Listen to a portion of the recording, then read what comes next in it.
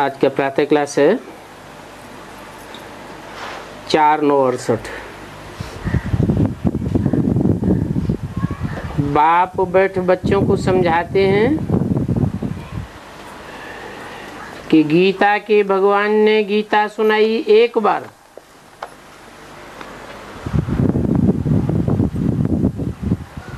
और सुना करके फिर तो चले जाएंगे।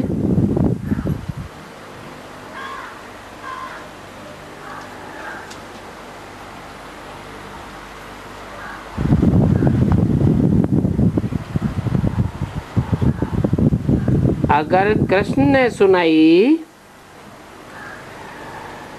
तो उसने भी सुनाकर फिर वो शरीर छोड़ जाकर के दूसरा जन्म लिया होगा।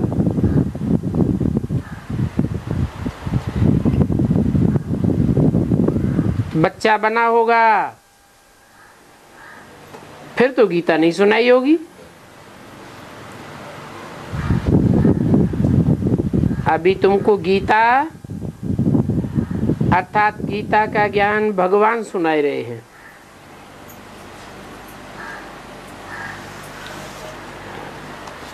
भक्तों ने तो समझ लिया है कि गीता का ज्ञान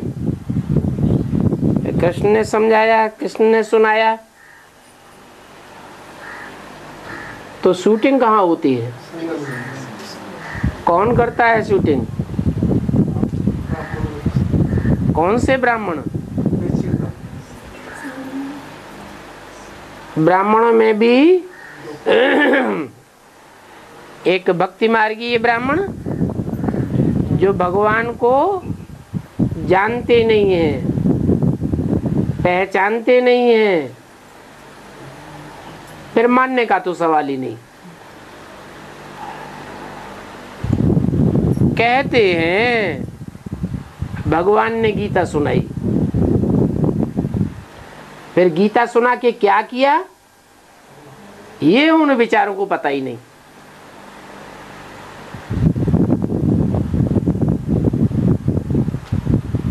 गीता तो है फैमिली प्लानिंग का शास्त्र। इससे बड़ी फैमिली प्लानिंग और तो कब होती नहीं।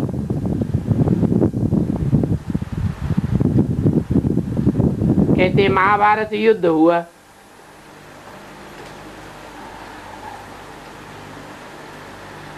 अब उनसे पूछो,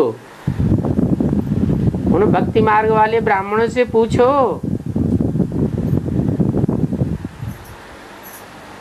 कि गीता कृष्ण ने सुनाई या कृष्ण उर्फ ब्रह्मा ने सुनाई, तो तुम्हारा ब्रह्मा कहाँ है? कहेंगे सूक्ष्म वतन में।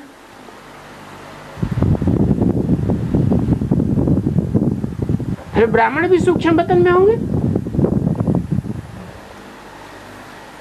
परंतु ब्राह्मणों की सृष्टि पर रची जाती है। ब्राह्मण सु देवता बनते हैं, इसी सृष्टि पर ब्राह्मण सु देवता बनते हैं।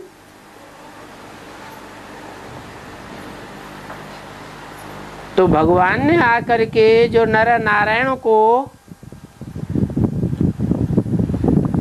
नारी लक्ष्मी को श्रेष्ठ बनाने का ज्ञान सुनाया,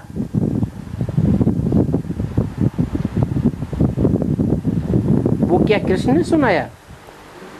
गाते हैं हे कृष्ण नारायण वासुदेव, समझते नहीं हैं कि कृष्ण ही नारायण बनता है। तो बनाने वाला कृष्ण, अब बनने वाला भी कृष्ण, ये कैसे हो सकता है?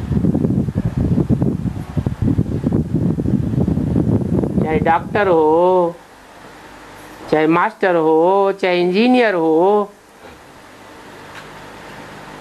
सिखाने वाला तो चाहिए ना। डॉक्टर की पढ़ाई पढ़ाए बगैर डॉक्टर कैसे बनेगा? तो देवता बनाने वाला चाहिए ना।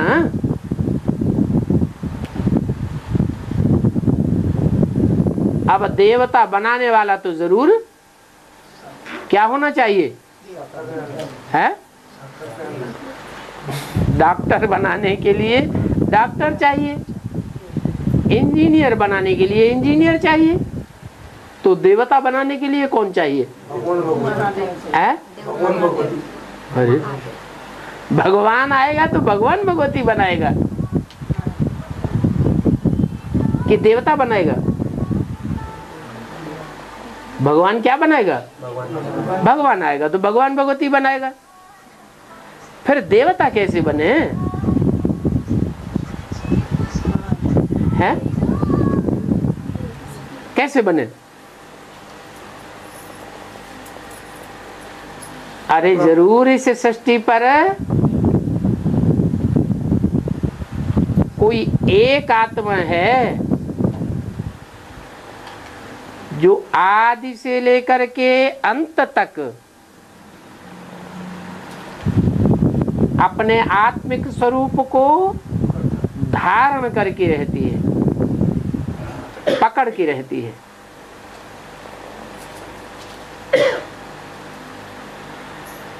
सृष्टि का आदि नर नारायण अर्थात विष्णु, तो आदि सो अंत भी होना चाहिए। वो ब्राह्मण बेचारे नहीं जानते हैं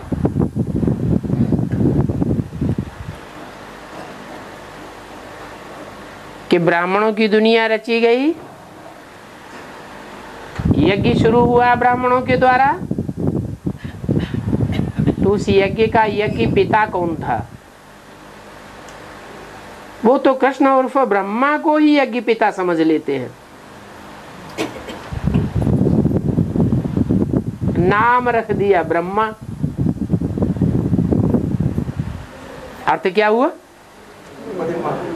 अर्थ तो शास्त्रों में जो भी है काम के आधार पर अर्थ है ना।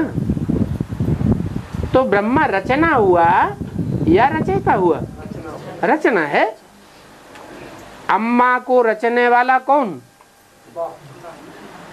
वो कहाँ गया? और वो बाप साकार या निराकार? ब्रह्मा साकार, तो बाप भी साकार होना चाहिए। इसलिए मुरली में बोला है कि ब्रह्मा कुमारी ईश्वरी विश्वविद्यालय लिखना रंग है। क्या लिखो? प्रजापिता ब्रह्मा कुमारी ईश्वरी विश्वविद्यालय। अपना टाइटल भी ब्राह्मणों को मालूम होना चाहिए। ब्रह्मा कुमार लिखना रंग है। क्या लिखना है? प्रजापिता ब्रह्मा कुमार या ब्रह्मा कुमारी।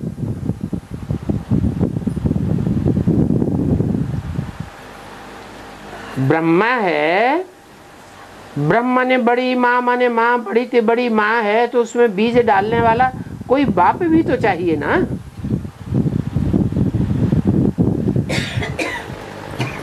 ये कहते हैं कि ब्रह्मा बाबा को साक्षात्कार हुए, तो क्या साक्षात्कार होने से ये साबित हो जाता है कि निराकार भगवान शिव उसमें प्रवेश कर गए? साक्षात्कार तो बहुत से भक्तों को हुए, तुलसीदास को हुए, सूरदास को हुए, मीरा को हुए, रैदास को हुए, परंतु क्या उनमें भगवान प्रवेश कर गया? साक्षात्कार से प्रवेशता साबित नहीं होती है। और साबित भी हो तो फिर उन्हें भटकने की क्या दरकार? उन्होंने गुरु से पूछा, गुरु ने भी अनभिज्ञता जाहिर की, वाराणसी में गए कि विद्वान पंडित आचार्य बतावेंगे इन साक्षात्कार को क्या रहस्य है। वहां से भी कुछ नहीं मिला। आखिरी उनकी विद्वान पंडित आचार्यों से श्रद्धा हट गई और वो दादा लेखराज ब्रह्मा अपने जीवन के अनुभव के आधार पर जिस व्यक्ति को उन्होंने सबसे ज्यादा होशियार समझा, अनुभवी जाना और दुनिया का सबसे सच्चा और ईमानदार व्यक्ति जाना, माना, वहां कलकत्ते में अपनी साझीदार के पास पहुंचे।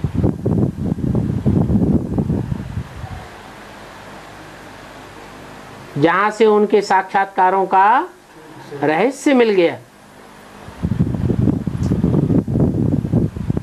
ज्ञान का बीजारोपण वहीं से हो गया।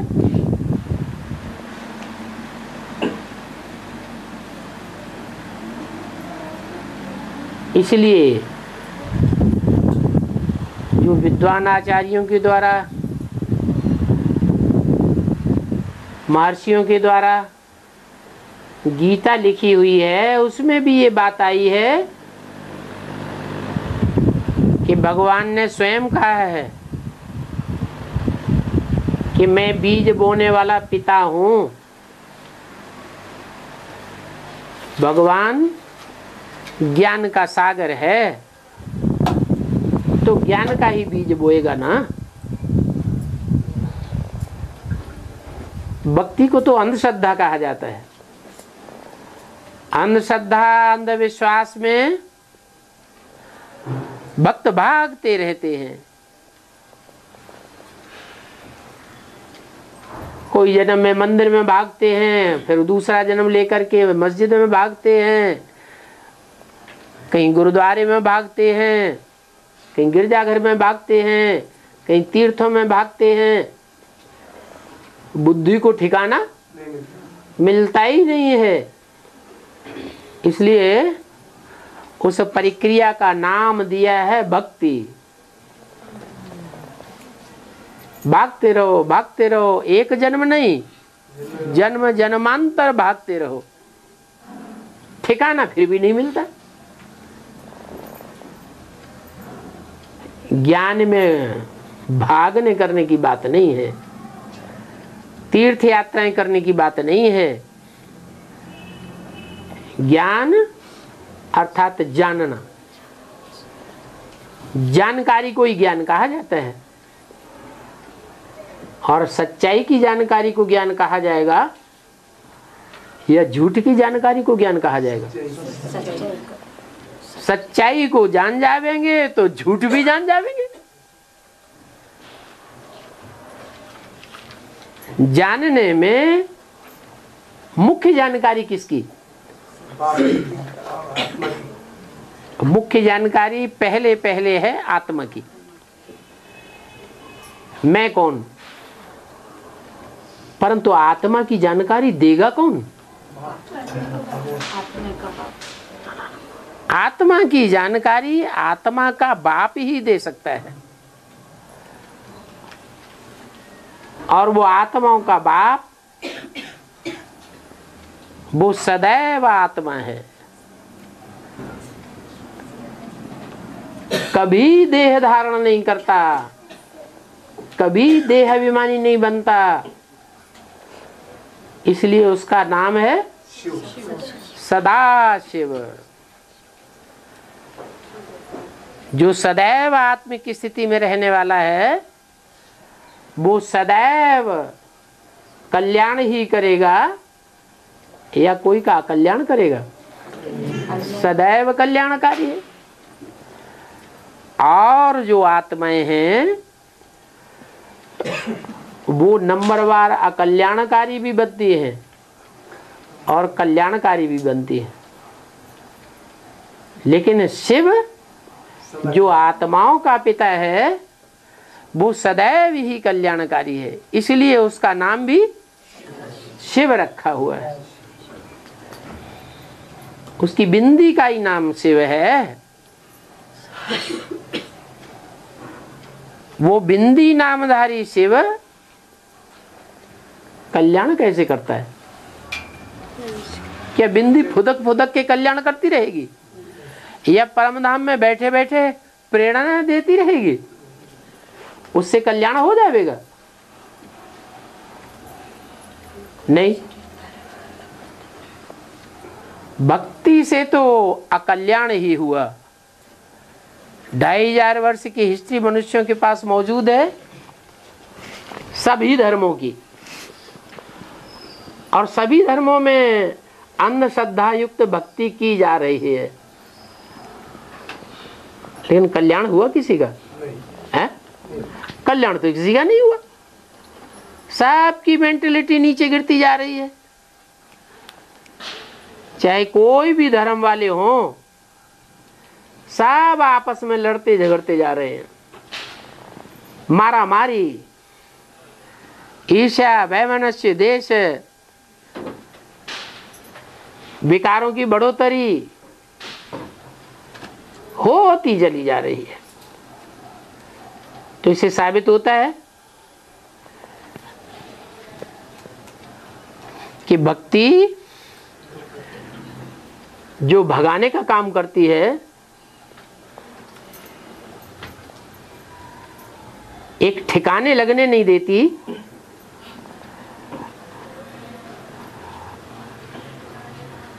वो भक्ति भगवान के द्वारा नहीं फैलाई जाती।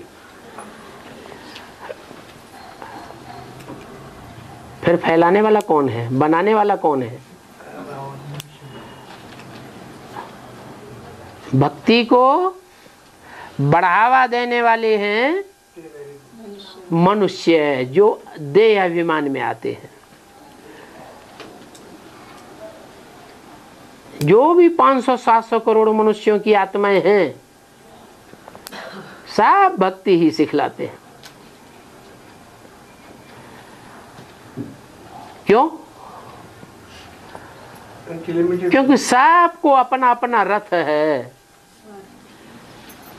और जिसमें जिनको अपना अपना रथ है उनको स्वार्थ जरूर होगा, और स्वार्थ सिद्ध करेंगे तो दूसरों को भटकाएंगे, गलत रास्ता बतावेंगे, अपना फायदा देखेंगे।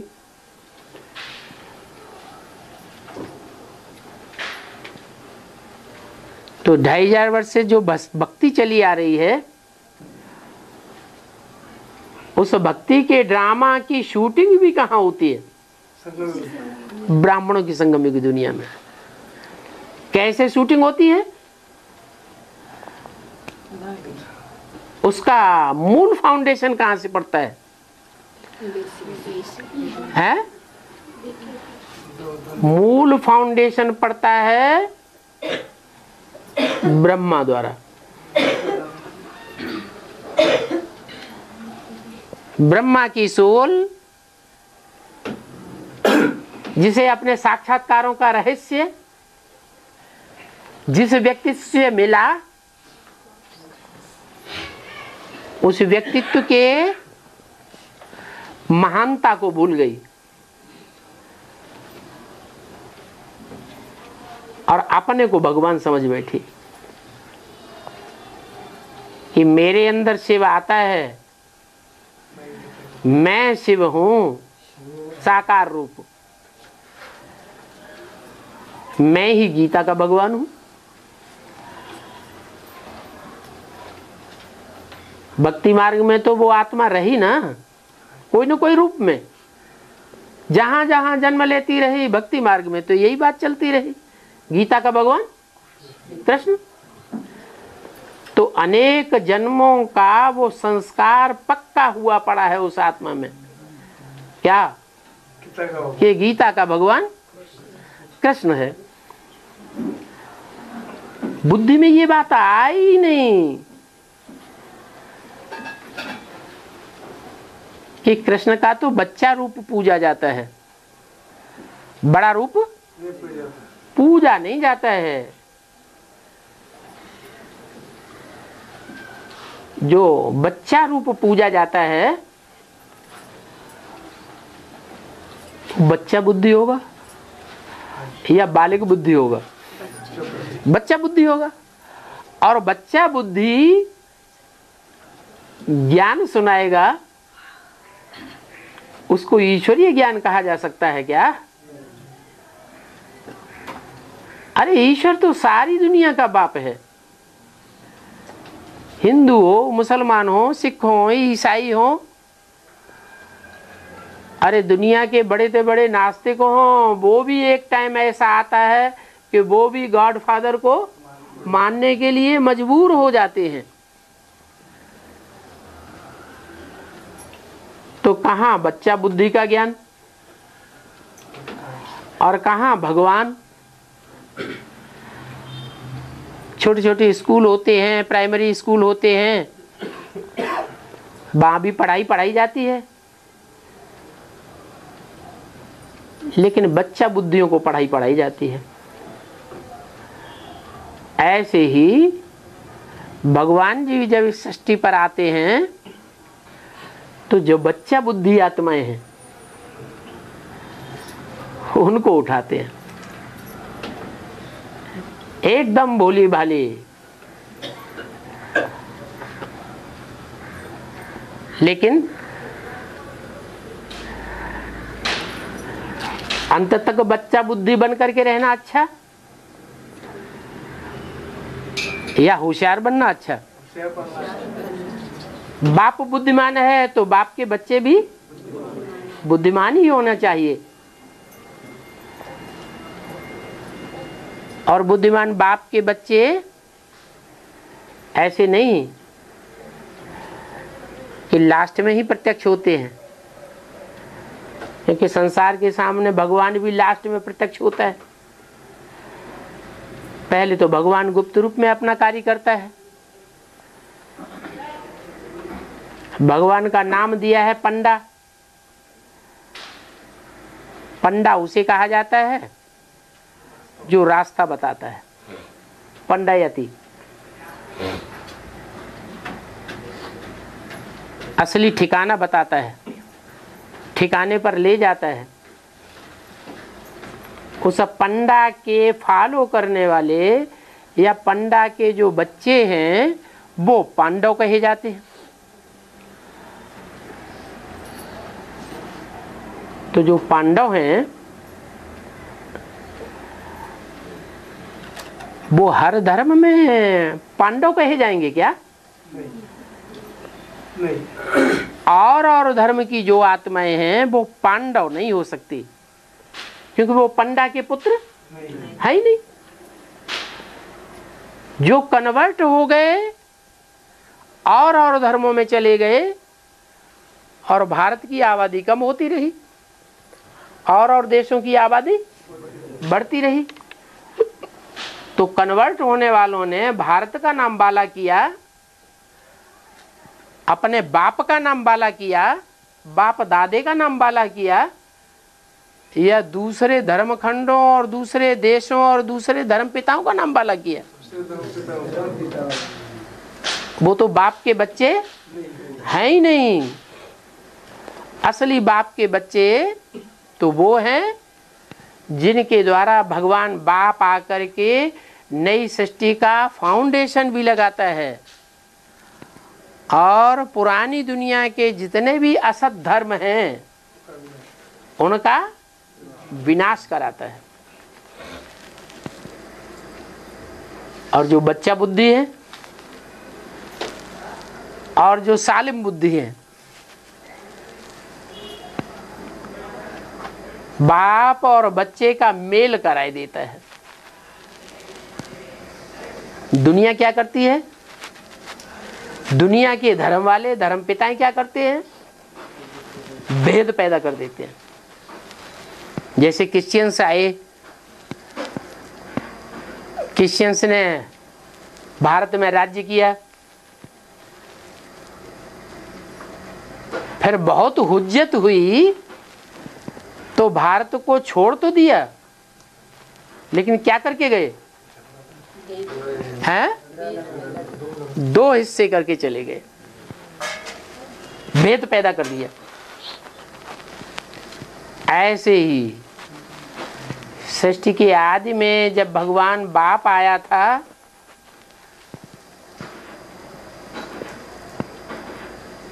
बाप ने आकर के ज्ञान दिया,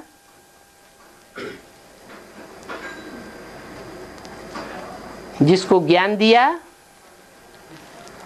पहले पहले उसका नाम रखा सूर्य।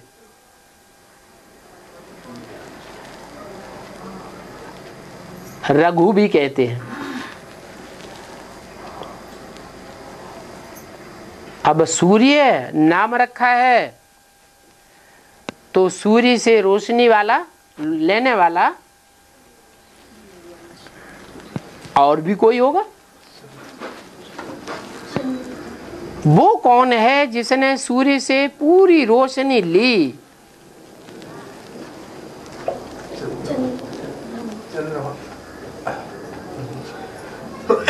समझा तो नहीं, लेकिन जो भी भगवान बाप ने सुनाया उसको कानों में धारण किया। एक कान से सुन करके दूसरे कान से निकाल नहीं दिया, बल समझा नहीं।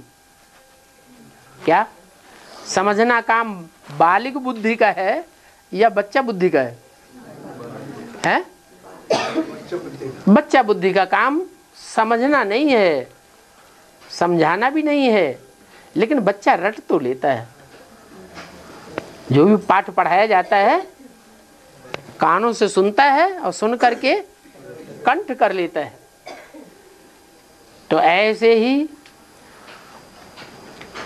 भगवान बाप ने जो भी वाणी सुनाई वो ब्रह्मा के कान ने सबसे पहले सुनी और सुन करके उस वाणी को अंदर धारण तो किया, लेकिन बेसमझी से धारण किया या समझ करके धारण किया?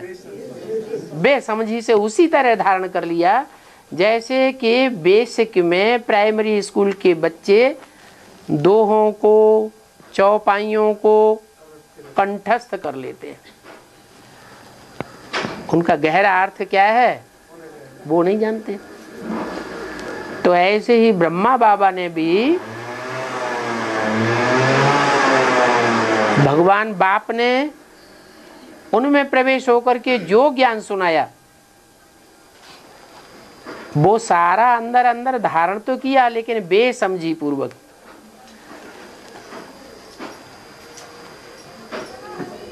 इसलिए वो बच्चा बुद्धि बना।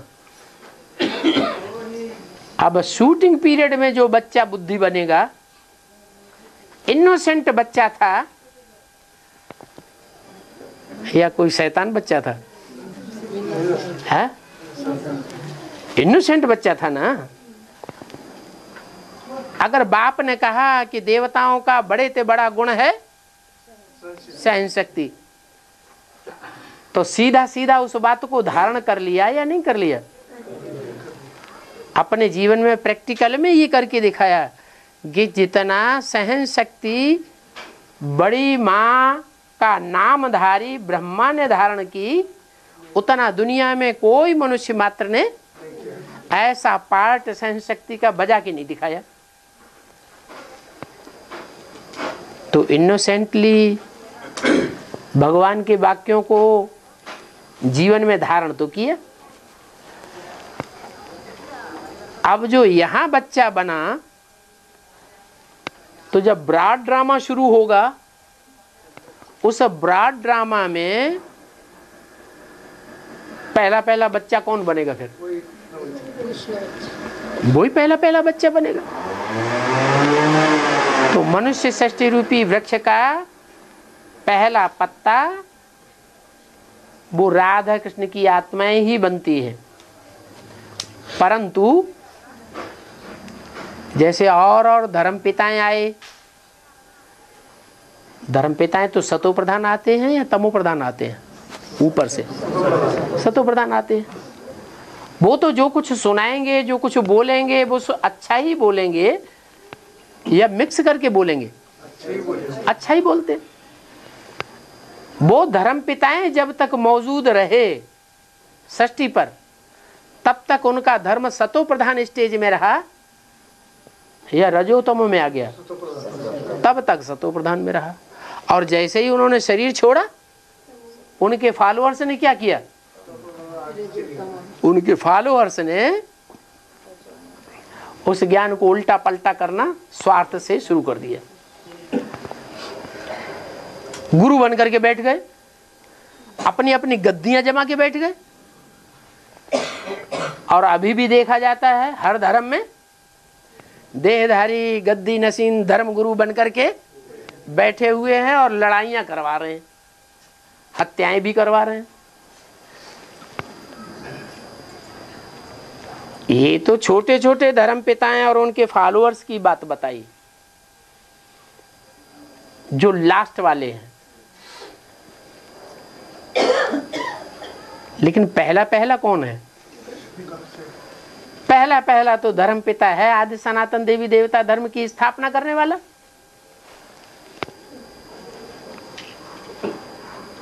शिव बाबा। शिव बाबा आते हैं तो बच्चा बुद्धि के द्वारा जो ज्ञान सुनाया, जब तक वो ज्ञान सुनाया गया प्रैक्टिकल में ब्राह्मणों की दुनिया में, तब तक तो ब्राह्मण परिवार में ठीक चलता रहा। और जैसे ही ब्रह्मा शरीर छोड़ते हैं, सरस्वती शरीर छोड़ती है, वैसे ही उनके फॉलोअर्स गद्दियां जमा के बैठ जाते हैं। प्रूफ पक्का सामने है। क्या प्रूफ सामने है? 68 से पहले सारे हिंदुस्तान के जितने भी ब्रह्मा कुमारी विद्यालय थे, उनका संचालन माउंट आबू से होता था। और जैसे ही ब्रह्मा बाबा ने शरीर छोड़ा, जोनल इंचार्ज बनकर के देहधारी धर्मगुरु गद्दी नसीन बैठ गए और अपनी अपनी गद्दियां जमा करके उन्होंने अपने अपने फॉलोअर्स को संभालना और नचाना शुरू कर दिया। तो भेद कहां से पैदा हुआ? ब्रह्मा बाबा के रहते रहते भेद पैदा हुआ। द्वैत कब पैदा हुआ? दो भांति कब पैदा हुई? 1965 में जब मम्मा ने शरीर छोड़ा ना, तब नहीं हुआ। तब ब्रह्मा बाबा तो थे। ब्रह्मा के तन में शिव बाबा तो आते थे, तब ऐसा नहीं हुआ। हाँ, ये है कि यज्ञ का कंट्रोलिंग पावर जो मम्मा के हाथ में रहती थी, वो कंट्रोलिंग पावर मम्मा चली गई तो मम्मा की जगह कोई दूसरी देवी बैठ गई, जिसने अखबारों में छपा दिया जगदम्बा मैं हूं। फिर भी ब्रह्मा तो मौजूद थे ना, उनके अंदर शिव बाबा तो आते थे। तो किसी को पता नहीं चला कि हाँ, विघटन तो वहीं से शुरू हो गया। कहां से? जब से मम्मा ने शरीर छोड़ा। क्योंकि जो एडमिनिस्ट्रेशन था, प्रशासन था, वो किसके हाथ में था? मम्मा के हाथ में था। यथा राजा तथा प्रजा होती है। लेकिन ब्रह्मा बाबा के होने की वजह से ये किसी को भास नहीं हुआ कि पतन शुरू हो गया वहीं से जहां से मम्मा ने शरीर छोड़ा। बाबा ने जब शरीर छोड़ा, उसके बाद से तो पूरा ही द्वापर युग डिक्लेयर हो गया। जैसे जब द्वापर शुरू होता है तो विदेशों में विदेशी धर्मों खंडों की स्थापना हो जाती है। पहले तो एक ही देश था और एक ही राज्य था। द्वापर शुरू होते होते क्या होता है? दो दो राज्य और दो दो धर्म शुरू हो जाते हैं। ऐसे ही पहले भारत में ही 68 तक सारे सेवा केंद्र थे। जब बाबा ने शरीर छोड़ा तो लंदन में सबसे पहला सेवा केंद्र खुल गया।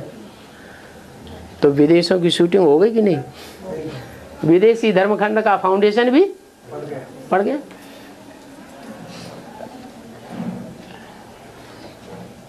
लेकिन ब्रह्मा बाबा की बुद्धि में बच्चा बुद्धि होने की वजह से, जैसे बच्चा हठवादी होता है, ऐसे ये एक बात पक्की बैठ गई कि मैं गीता का साकार भगवान हूं। मेरे अलावा इस दुनिया में गीता का कोई साकार भगवान नहीं हो सकता। हालांकि बाबा ने मुरली में इशारा दिया, मुरली में बाबा ने ये इशारा दे दिया क्या कि ब्रह्मा कुमारी विद्यालय जो तुम लिखते हो ये रंग है। राइट क्या है? अकेली माँ से थोड़े ही बच्चे पैदा होते हैं, अकेली माँ से संचालन थोड़ा ही होता है, बाप भी चाहिए। तो मम्मा के रहते रहते ही बाबा ने ये इशारा तो दे दिया था, लेकिन उस इशारे को बच्चा बुद्धि समझ नहीं सके, ब्रह्मा भी नहीं समझ सके। समझ लिया होता तो उनकी बुद्धि में भी ये बात आती कि बीज डालने वाला कोई साकार में पिता था यज्ञ के आदि में। उनकी बुद्धि में ये बात क्यों नहीं बैठी? जबकि गुरुओं से उनको समाधान नहीं मिला, वाराणसी के पंडितों से समाधान नहीं मिला, अपने साझीदार से जाके समाधान मिला। फिर बुद्धि में बैठना चाहिए ना साथीदार की जाने के बाद कि ज्ञान का बीज देने वाला, बीज बोने वाला ये विशेष व्यक्तित्व है। उसकी महानता उनकी बुद्धि में क्यों नहीं बैठी? नहीं, उसका कारण था कि जो व्यक्ति उनकी दुकान पर साझीदार के रूप में रखा गया था, वो व्यक्ति उससे पहले 10 साल उनकी दुकान पर नौकर के रूप में था। क्या? अब नौकर तो नौकर ही होता है। नौकर को नीच समझेंगे या नौकर को कोई ऊंच समझेगा? तो इसलिए ब्रह्मा बाबा की बुद्धि में ये बात आई ही नहीं कि भगवान जब इस सृष्टि पर आता है तो नीच ऊंच नहीं देखता, वो तो अति साधारण तन पकड़ता है। ब्रह्मा बाबा तो अपने नशे में थे। हम इस दुनिया में हीरों के, हिंदुस्तान के बड़े से बड़े व्यापारी हैं, हम तो रईस आदमी हैं, इसलिए बुद्धि में नहीं बैठा। और अभी भी उस आत्मा को बुद्धि में ये बात पक्की नहीं बैठती है, जमती नहीं है। क्या? कि गीता का भगवान मैं नहीं हूं। क्यों नहीं बैठती है? नहीं,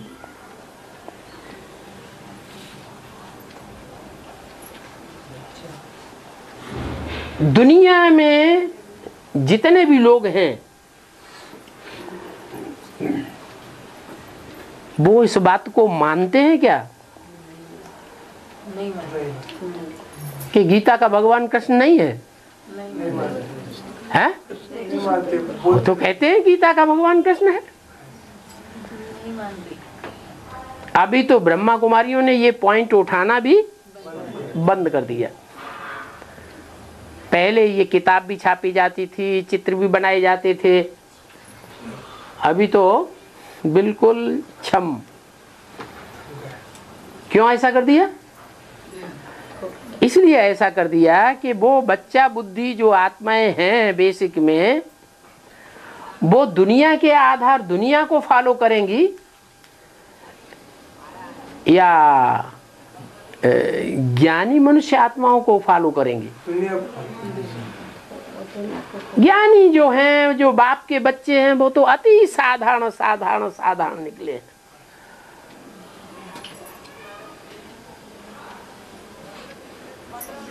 और जो भी धर्म पिताएं होते हैं, उनके जो फॉलोअर्स गुरु बनकर के बैठते हैं, उन गुरुओं की नजर बड़े आदमियों के ऊपर लगती है या छोटे छोटे साधारण लोगों के ऊपर नजर रहती है?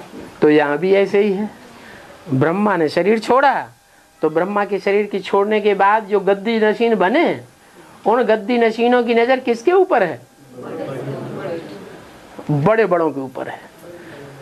जब बाबा कहते हैं कि एक बड़े को पकड़ेंगे तो उसके पीछे ढेर आ जाएंगे।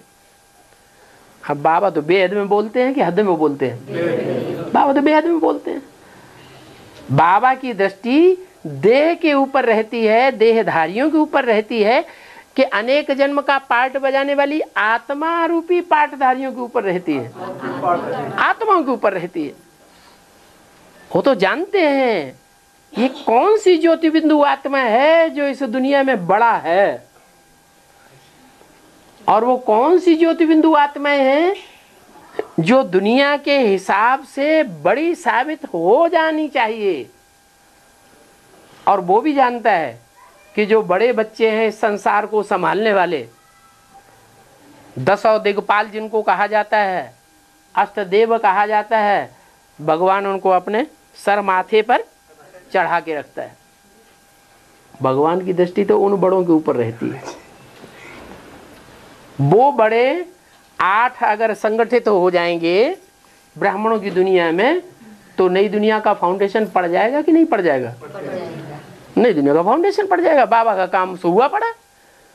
न कि आज के जो बड़े बड़े मल्टी मिलियनायर्स हैं, बड़े बड़े पूंजीपति हैं, बड़े बड़े कारखानों के मालिक हैं, बड़े बड़े ओहदेदार, राष्ट्रपति, प्राइम मिनिस्टर बने बैठे हैं या बन चुके हैं, उनके ऊपर भगवान की नजर रहेगी क्या? अरे भगवान तो जानता है ये तो आखिरी जन्म की मानी मोचरा लेने वाले हैं। नाम मात्र की राजाई है इनकी। कैसी राजाई है? इंदिरा गांधी प्राइम मिनिस्टर थी, भाषण देने गई, किसी ने जूता मारा तो यूं लगा जाके नाक में ही चोट लग जाए, पत्थर मार दिया। अरे ये कैसी राजाई हुई? बाप तो जानता है ये तो तमो प्रधान समय के राजाएं हैं, ये बड़े आदमी नहीं है भगवान की दृष्टि में। भगवान की दृष्टि में बड़े आदमी कौन है? भगवान की दृष्टि में तो बड़े आदमी वो हैं जो सारी सृष्टि का संचालन करने वाले हैं। उन धर्म पिताओं को भी कंट्रोल करते हैं जो धर्म पिताएं ऊपर से आके इस सृष्टि पर इतनी बड़ी बड़ी जनरेशन के ऊपर सिरमौर बन के बैठते हैं। जैसे क्राइस्ट के कितने फॉलोअर्स हैं अभी? 150-200 करोड़ से ऊपर हैं। 150-200 करोड़ मनुष्य क्राइस्ट को धर्म पिता मानते हैं। उनके दिलों पर क्राइस्ट की आत्मा राज्य कर रही है। तो इतने बड़े बड़े धर्म पिता हैं, वो धर्म पिताएं भी भगवान तो जानता है कि जब वो मेरे 8 बच्चे संपन्न बनेंगे, जिनका गायन बाइबल में और कुरान में भी आया है 8 फरिश्तों के रूप में, वो फरिश्ते उन धर्म पिताओं को भी उंगली पर या इशारे पर नचाएंगे। वो उनके चेले बन जाएंगे, माथा झुकाएंगे उनके सामने। तो दुनिया के बड़े बड़े इब्राहिम, बुद्ध, क्राइस्ट, गुरु नानक, विवेकानंद, ये भी बड़े आदमी नहीं है भगवान की दृष्टि में। भगवान की दृष्टि में बड़े आदमी कौन है? वो अष्टदेव जो सारी दुनिया के पूर्वज हैं, सबसे पहले जन्म लेने वाले हैं। भगवान की दृष्टि उनके ऊपर रहती है। और ब्रह्मा कुमार कुमारियों या गद्दी नशीन गुरुओं की नजर किसके ऊपर रहती है? दुनिया के बड़े बड़े आदमियों के ऊपर नजर रहती है। तो प्रशासन के बड़े बड़े लोगों को उन्होंने अपने हाथों पे लिया हुआ है। जो बड़े बड़े मल्टी मिलियनायर्स हैं उनको प्रभावित किया हुआ है।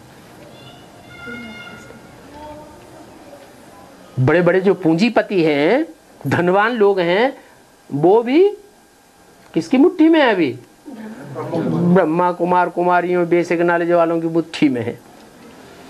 क्यों मुट्ठी में है? क्योंकि धनवानों की जो देवी है, कौन है देवी? लक्ष्मी। वो लक्ष्मी ही उनके घर में पल रही है। किनके घर में? बेसिक वालों के घर में पल रही है। तो वो जो बड़े बड़े पूंजीपति हैं उनके ऊपर प्रभाव जमाना उनके लिए कोई बड़ी बात नहीं है। तो गीता का भगवान कौन है, ये दुनिया वालों की बुद्धि में तो अभी बैठ ही नहीं सकता। पहले किसकी बुद्धि में बैठाना है? पहले ब्राह्मण समझें, बेसिक की दुनिया में चलने वाले ब्राह्मण इस बात को समझें कि गीता का भगवान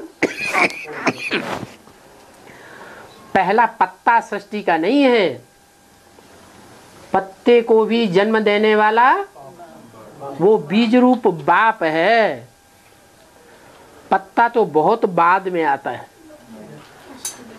पत्ते से पहले होती हैं टहनियां, टहनियों से पहले होता है तना, तने से पहले होती हैं जड़ें, और जड़ों से पहले होते हैं बीज अनेक प्रकार के, और उन सब बीजों का होता है फिर एक बाप। हो बाप तो कितना ऊंचा और कितना गुह्य और कितना गुप्त है, वो है गीता का भगवान। वो बीज रूप बाप जब इस सृष्टि पर अपना कार्य करता है तो मनुष्य सृष्टि में जो ऊंच ते ऊंच पार्टधारी है, हीरो पार्टधारी, उसको पकड़ता है। जो संसार में मुकर्रर रथ साबित होता है। इसलिए मुरली में 2 प्रकार के रथ का जिक्र आया है। कौन कौन सा? एक टेम्परेरी रथ और एक मुकर्रर रथ। ये दोनों रथधारी आत्माएं बाप दादा कही जाती है। क्या? मुकर्रर रथ वाली आत्मा राम वाली आत्मा राम बाप, और टेम्पररी रथ वाली आत्मा कृष्ण वाली आत्मा सारी सृष्टि का दादा। दादा माने बड़ा भाई, सारी सृष्टि का पहला पत्ता तो बड़ा भाई हो गया। ये बाप दादा बाप और बेटे जैसे हो गए कि नहीं? बाप दादा भी हैं, और आत्म की दृष्टि से देखें तो बाप दादा, और देह की दृष्टि से देखें तो पहला पत्ता देह धारी और उसका बाप भी है तो देह में ना, तभी तो कृष्ण का जन्म होगा। अगर कृष्ण रूपी पहले पत्ते को जन्म देने वाला देहधारी नहीं होगा तो कृष्ण बच्चे का जन्म कैसे होगा? नहीं हो सकता। तो देहधारी के रूप में 2 आत्माएं, बाप बेटे, और आत्मिक रूप में 2 आत्माएं, बाप और दादा। जो अभी कॉम्बिनेशन है, कंबाइंड होकर पार्ट बजाते हैं। शास्त्रों में भी दिखाया गया है कि शंकर को दिखाते हैं तो शंकर के साथ चंद्रमा भी दिखाते हैं। जो अच्छे अच्छे बाप होते हैं वो अपने वारिसदार बच्चे को सर माथे पर रखते हैं या उसकी धज्जियां उड़ाते हैं संसार के सामने, सर माथे पर रखते हैं। क्यों? क्योंकि जानते हैं कि बच्चा वारिसदार है। सारी जिंदगी की कमाई माँ बाप किसको सौंपते हैं? बच्चे को सौंपते हैं। बच्चा घर में पैदा होता है, माँ बाप उसका गंदगी साफ करते हैं, उसको पढ़ाते हैं, लिखाते हैं, बड़ा होता है, फिर सारी मिल्कियत उस बच्चे को सौंप देते हैं, खुद वानप्रस्थी बन जाते हैं। कितने बड़े दास दासी का काम करते हैं। दुनिया के जो दास दासी हैं वो तो पैसे लेकर के काम करेंगे, और ये दास दासी है बिना पैसे के दास दासी है। पूर्व जन्मों के हिसाब किताब से दास दासी बनते हैं। क्या? जो बच्चा पैदा होता है उसने पूर्व जन्म में अच्छे कर्म किए हैं या बच्चे को पैदा करने वाले माँ बाप ने अच्छे कर्म किए हैं? हाँ? बच्चे ने अच्छे कर्म किए हैं। अच्छे कर्म किए हैं तब तो माँ बाप को दास दासी बन के उसे रट्टी पेशाब साफ करनी पड़ती है। तो कर्मों पर जीत पाई है बच्चों ने, इसलिए बच्चे सर माथे पर। शिव बाबा भी कहते हैं बच्चे I am your most obedient servant. वो तुम्हारे जो माँ बाप हुए हैं जन्म जन्मांतर, वो मोस्ट नहीं कहेंगे उनको, और मैं तो तुम्हारा मोस्ट ओबीडियंट सर्वेंट हूं। कैसे है? अभी हम कोई ऑर्डर करें तो क्या वो हमारा मोस्ट ओबीडियंट सर्वेंट हमारी सारी बात मान जाएगा? है? जन्म जन्मांतर की जन्म जन्मांतर के क्या समझ जाते? अरे मोस्ट ओबीडियंट सर्वेंट होगा तो उसको तो ऑर्डर दो, वो काम करेगा या डिसओबे करेगा? हाँ, काम करेगा। तो क्या हम ऐसा अनुभव करते हैं? करते हैं अनुभव? हैं? कभी कभी अनुभव करते हैं। तो मोस्ट ओबीडियंट तो नहीं हुआ, कभी कभी का हुआ। लेकिन कुछ ऐसे भी श्रेष्ठ पुरुषार्थी बच्चे हैं जिनको शिव बाबा भक्ति मार्ग में ये दिखाया गया है कि वो सर माथे पर उन बच्चों को माला के रूप में रखा हुआ है। तो चलो हम सब नहीं हो सकते, कोई बच्चे तो होंगे क्या कि दिल से उनके आवाज निकले बाबा ये नहीं ऐसा होना चाहिए, ऐसा करो, और बाबा वो काम करने के लिए बांधा हुआ है ओबीडिएंट सर्वेंट की तरह। तो 8 वो विशेष आत्माएं हैं जो कृष्ण बच्चा पहला पत्ता बनता है उससे भी ऊंची स्टेज वाले। जैसे घर परिवार होता है, चाचा होते हैं, ताऊ होते हैं, चाचियां होती हैं, ताइयां होती हैं। घर में बच्चा पैदा हुआ तो बच्चा सिर्फ अपने बाप को ही मानेगा, बाप के ही सामने पांव छुएगा, सर झुकाएगा, या जो भी चाचा ताऊ ताई ताया जो भी हैं उन सबको सर झुकाएगा? क्यों? ये परंपरा कहाँ से पड़ी? ये संगम युग से परंपरा पड़ी। वो 8 आत्माएं पूर्वज हैं और 8 अकेली तो नहीं है, 8 हैं तो 8 के साथ उनकी चिरसंगनियां भी होंगी। हाँ, वो चंद्रवंश से आती है और 8 सूर्यवंशी है।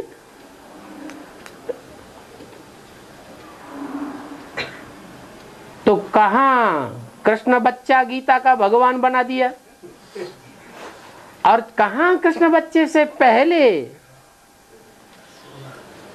जन्म देने वाले जो माता पिता के रूप में, सारी सृष्टि के माता पिता के रूप में पार्ट बजाने वाली आत्माएं हैं, वो सब छूट गई पीछे। उनमें भी श्रेष्ठ से श्रेष्ठ वो आत्माएं हैं जो 108 रुद्रमाला तैयार होती है। संसार के विनाश के टाइम पर रौद्र रूप धारण करते हैं, विकराल रूप धारण करते हैं और जन्म जन्मांतर के राजाएं बनते हैं। जो राजाएं बनने वाली आत्माएं हैं वो दृढ़ इच्छा शक्ति वाली आत्माएं होंगी या लूज होंगी? जिनमें दृढ़ इच्छा शक्ति होती है वो ही राजाएं बनते हैं। तो भगवान बाप के वो रुद्रमाला के बच्चे 108 जो दृढ़ इच्छा शक्ति वाले हैं, वो जन्म जन्मांतर के राजाएं बनते हैं। बाप उन बच्चों को राजयोग सिखाते हैं, उस राजयोग की सिद्धि अगले जन्म में होगी ऐसा नहीं कहते हैं। क्या यहीं पढ़ाई पढ़ो, यहीं राजयोग सीखो और यहीं विश्व की बादशाही लो।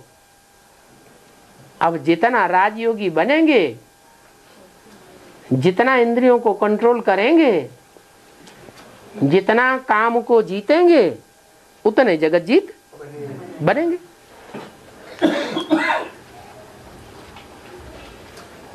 तो देखो भक्तों की मूढ़मति कि गीता का भगवान कृष्ण वाली आत्मा को बना दिया, जबकि कृष्ण से भी पहले ऊंची स्टेज को पकड़ने वाली आत्माएं 4.5 लाख हैं। 4.5 लाख आत्माएं हैं जो भगवान बाप से डायरेक्ट कनेक्शन करती है।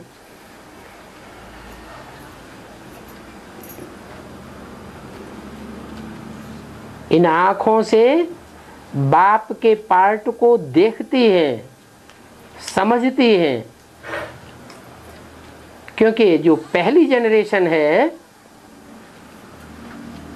फर्स्ट पीढ़ी है, उसकी प्रजा की भी कोई खसूसियत होगी या नहीं होगी? क्या विशेषता होगी? हाँ, जो प्रजा वर्ग की जो भी आत्माएं होंगी, 4.5 लाख की अंतिम आत्मा भी होगी तो वो भी ज्ञानी तू आत्मा होगी। भगवान बाप शिव ऊपर से आते हैं, कोई धन संपत्ति सोना चांदी लेकर आते हैं, हीरे जवाहरात लेके आते हैं क्या?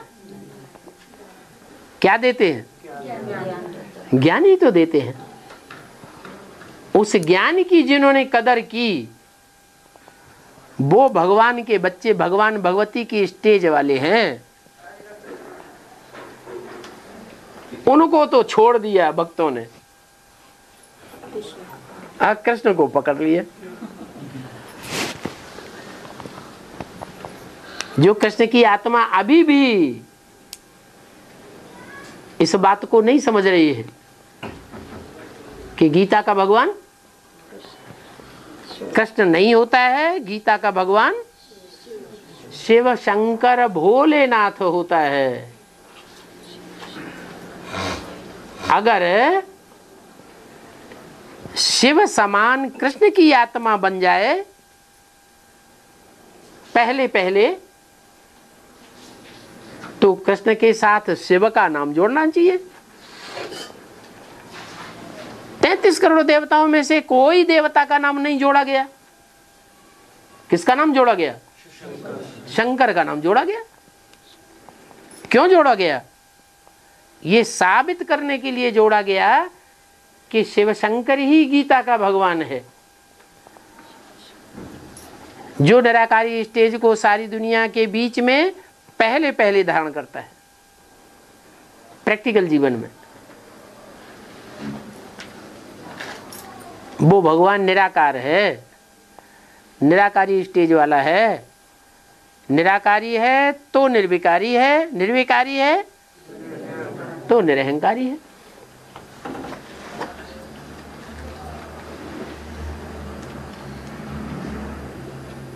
इतनी सी बात आज भी दुनिया की बुद्धि में नहीं बैठ रही है।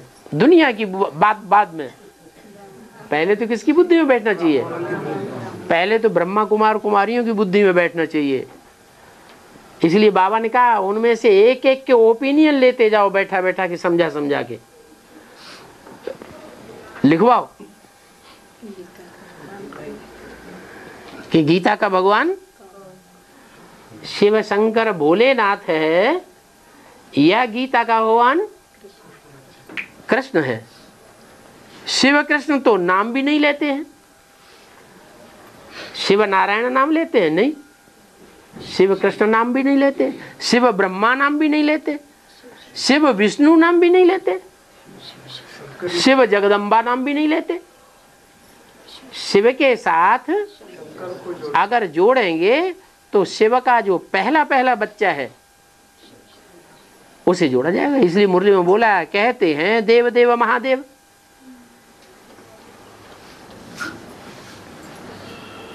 देव ब्रह्मा, देव विष्णु, देव महादेव नहीं, वो उसको देव नहीं कहा, क्या कहा? महादेव। तो बड़ा कौन हुआ? बड़ा बच्चा जो है वो तो शंकर ही हुआ ना। और बड़े बच्चे को ही बाप अपना वर्षा देता है। तो शिव बाप के पास क्या वर्षा है? ज्ञान का वर्षा है। इसलिए वो ज्ञान का तीसरा नेत्र किसको दिखाते हैं? शंकर को दिखाते हैं। और शिव नेत्र खड़ा हुआ दिखाया गया है। महाकाली को भी दिखाते हैं। वो तो सहयोगी नहीं बने ना, काम करके दिखाए ना पूरा। महाकाली का काम क्या है? असुर संहारिणी, असुरों का संहार करके दिखाए, या असुरों को प्यार करके दिखाए? हैं? असुरों को प्यार करके दिखाए तो महत्ता नहीं है। क्या करके दिखाए? जिन बच्चों को अति का प्यार दिया है ब्रह्मा ने, उनसे एक एक से एक एक की 100 गिना के दिखाए। तब जगत के पिता के साथ जगदम्बा है, तब प्रजापिता के साथ ब्रह्मा है। नहीं तो ब्रह्मा भी खारिज और जगदम्बा भी खारिज। अरे पत्नी होती किस लिए? सहयोगी बने के दिखाए। तो बाप का जो विशेष कार्य है उस कार्य में वो सहयोगी नहीं बनती है, सहयोगी बनकर दिखाती है।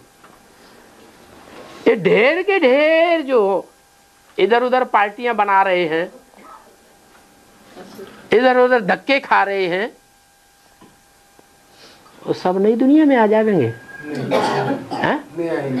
नई दुनिया में आने वाले एक बाप के पक्के बच्चे होंगे या इधर उधर भटकने वाले होंगे?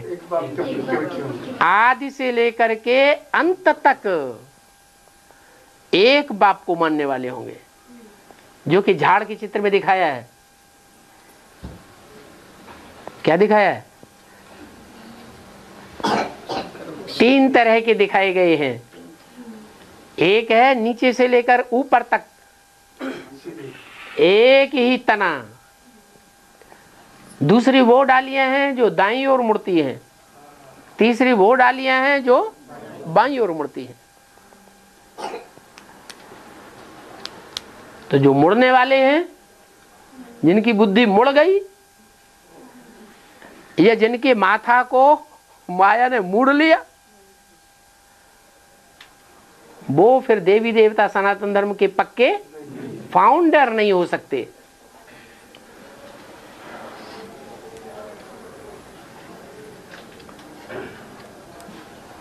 और जब देवी देवता सनातन धर्म के पक्के फाउंडर ही नहीं हो सकते, तो गीता के भगवान को पहचानने वाले भी नहीं होंगे। गीता के भगवान को पहले पहले वो पहचानेंगे जो कभी भी किसी धर्म में कन्वर्ट नहीं हुए, जन्म जन्मांतर के अपने धर्म में पक्के रहने वाले हैं। कहां 500-700 करोड़ की दुनिया, और 500-700 करोड़ में से जन्म लेना अलग बात और कन्वर्ट होना अलग बात है। जन्म लेना अलग बात इसलिए कि हमने जहां जन्म लिया, जिसका खाना खाया, जिससे सेवा ली, जिसका खून लिया, वो हमें निभाना नहीं चाहिए है? चाहिए निभाना चाहिए। तो जहां जन्म लिया वह जीत वहां हम नाम बदनाम नहीं होने दें। हाँ, हमारा लगाव लगा हुआ है। जैसे बौद्ध धर्म में कन्वर्ट होने वाले सिद्धार्थ के साथ उसके माँ बाप, उसके दादा दादी का लगाव लग गया था कि मेरा बच्चा देखो विदेश में जाकर के कितनी बड़ी जनरेशन उसने इकट्ठी कर ली और बौद्ध धर्म की स्थापना कर दी। कितना महान बच्चा मेरी कोख से पैदा हुआ। तो मोह तो जाता है ना, है? क्या मोह के आधार पर धर्म को कन्वर्ट कर दे? नहीं किया कन्वर्ट, तो कन्वर्ट नहीं हुए। लेकिन जो मोह लग गया और सारा जीवन वो मोह चलता रहा, तो अंतमते सुगते हो जाती है। तो वो आत्मा अगर तीव्र मोह रहा है तो 1-2 जन्म के बाद ही उनके नजदीक पहुंच जाएगा।